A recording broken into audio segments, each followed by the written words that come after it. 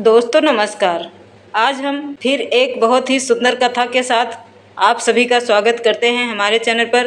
दोस्तों अगर चैनल पर नए हैं तो चैनल को सब्सक्राइब जरूर कर लें। चलते हैं कहानी की तरफ। बहुत प्राचीन समय की बात है, जब सृष्टि का आरंभ हुआ तब भगवान ब्रह्मा ने समस्त जीवों की उत्पत्ति की। पृथ्वी पर पाप और अधर्म का भार बढ़ने लगा। मनुष्य अपने स्वार्थ में डूब गए। कोई दया नहीं, कोई करुणा नहीं। तब समस्त देवता ब्रह्मा जी के पास गए और बोले, हे प्रभु, पृथ्वी पापों से कराह रही है।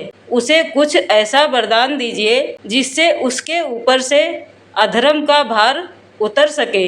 ब्रह्मा जी ने ध्यान लगाया और सृष्टि के कल्याण हेतु गौ माता का सृजन किया। गौ माता में ब्रह्मा, विष्णु और महेश तीनों देवों का अंश था। उनके शरीर में सभी देवी देवताओं का निवास हुआ। उनके रोम रोम में तीर्थों का वास माना गया। गौ माता को ब्रह्मा जी ने आशीर्वाद दिया, वत्से तू पृथ्वी की जननी कहलाएगी।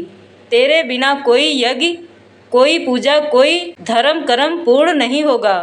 गौ माता पृथ्वी पर आई और सभी जीवों को अपने दूध से पोषण देने लगी। राजा हो या साधारण व्यक्ति, सभी गौ माता के दूध से बलवान बने। उनके घी से यज्ञ संपन्न होने लगे। समस्त ऋषि मुनि गौ सेवा को सबसे बड़ा धर्म मानने लगे।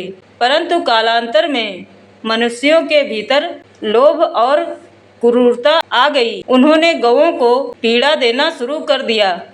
कभी उनका दूध छीनते, कभी इन्हें भूखा रखते, कभी हिंसा करते।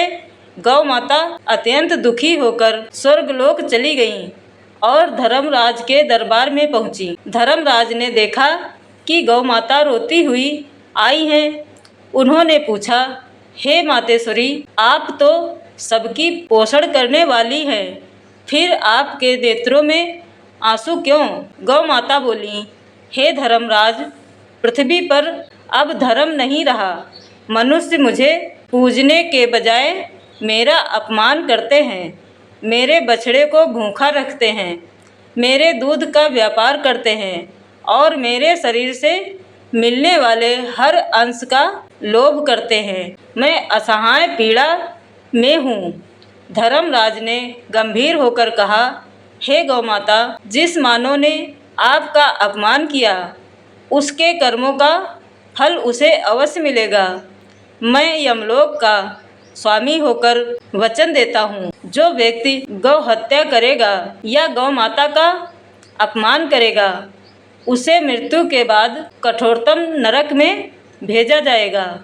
वहाँ वह उतने वर्षों तक यातना भोगेगा जितने वर्षों तक आपकी सेवा में कमी की होगी। यह सुनकर गौ माता बोली, हे धर्मराज, मैं दया की मूर्ति हूँ। मैं चाहती हूँ कि जो मनुष्य गलती कर चुके हैं उन्हें सुधरने का अवसर मिले। यदि कोई मेरे प्रति पश्चाताप करे, मेरी सेवा करे, मेरे बछड़े को भोजन दे या मेरे चरणों में प्रणाम करे तो आप उसे क्षमा कर दें। धर्मराज ने कहा, मातेश्वरी, तथास्तु। जो व्यक्ति सच्चे भाव से गौ सेवा करेगा वह मेरे लोक में स्थान पाएगा और जो रोज सुबह गौ माता को नमस्कार करेगा, गौ माता नमः करेगा, उसके सभी पाप नष्ट हो जाएंगे। कहते हैं उसी दिन से धर्मराज ने एक नया नियम बनाया। जिस घर में गौ सेवा होती है वहाँ यमदूत प्रवेश नहीं करते। उस घर के द्वार पर गौ माता की आभा रहती है और जो मनुष्य गौ माता के चरणों का जल पीकर दिन की शुरुआत करता है उसके जीवन में कभी दरिद्रता नहीं आती। धर्मराज ने गौ माता से कहा, हे मातेश्वरी, अब आप पृथ्वी पर जाएं और लोगों को धर्म का मार्ग दिखाएं। गौ माता ने पृथ्वी पर लौटकर कहा, जो मेरा सेवा करेगा उसके घर में लक्ष्मी का वास होगा। जो मुझे तिनका भी खिलाएगा उसे पुण्य मिलेगा और जो मुझे पीड़ा देगा उसका सुख नष्ट हो जाएगा। तभी से यह परंपरा चली कि गोवर्धन पूजा, गोअष्टमी और हर शुभ कार्य में गौ माता की आराधना की जाती है।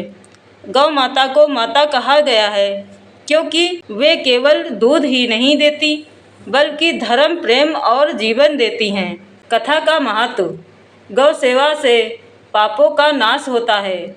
जिस घर में गौ माता का वास है वहाँ यमदूत नहीं आते। गौ माता समस्त देवताओं का निवास स्थान है। धर्मराज स्वयं गौ माता के रक्षक हैं। कभी भी किसी जीव को, विशेष रूप से गौ को कष्ट नहीं देना चाहिए। धर्मराज भी उन लोगों से नाराज होते हैं जो गौ हत्या या अपमान करते हैं। सच्चा धर्म यही है जिसमें दया, करुणा और सेवा भाव हो। जो व्यक्ति गौ माता की सेवा करता है वह न केवल इस लोक में सुखी रहता है बल्कि परलोक में भी स्वर्ग प्राप्त करता है। तो दोस्तों, कैसी लगी यह कहानी आपको? कमेंट करके ज़रूर बताएं और हम मिलेंगे एक और नई ज्ञानवर्धक कहानी के साथ। तब तक के लिए नमस्कार, धन्यवाद। जय माता दी।